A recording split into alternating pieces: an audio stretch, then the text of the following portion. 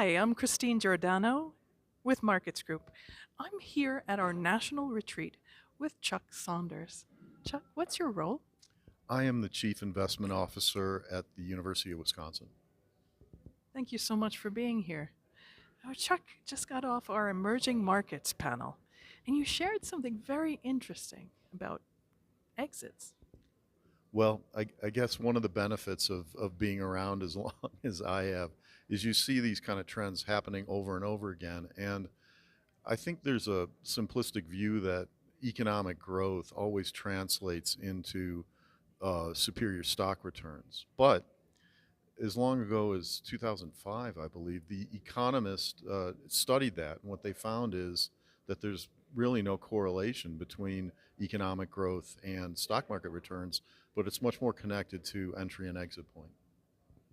So, of course, that begs the question, how do Mhm. you plan your exits? Well, I think if the emerging markets overall market multiple gets to the same level as developed markets, that in itself is a good signal to exit, or people are trying to make an argument for why the entry point is still good, even when the multiple is not discounted. I would say that's the major factor that I would look And what do you watch right before you exit? at. I like to see a lot of other people excited about getting into it. Makes a lot of sense. Does the strength of the dollar have anything to do with it? Well, generally speaking, if you think the dollar is going to strengthen, it probably also is a time to lighten up on emerging market exposure. You also had some thoughts, some key takeaways about what it's like to manage the team that manages the fund.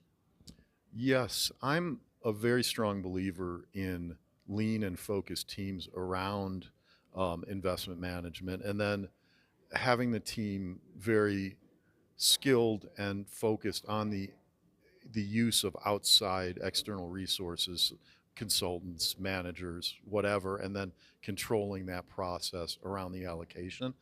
I was interested in some of the presenters' ideas about how to utilize AI to enhance team productivity and to think about it, in a positive way of allowing us to do more.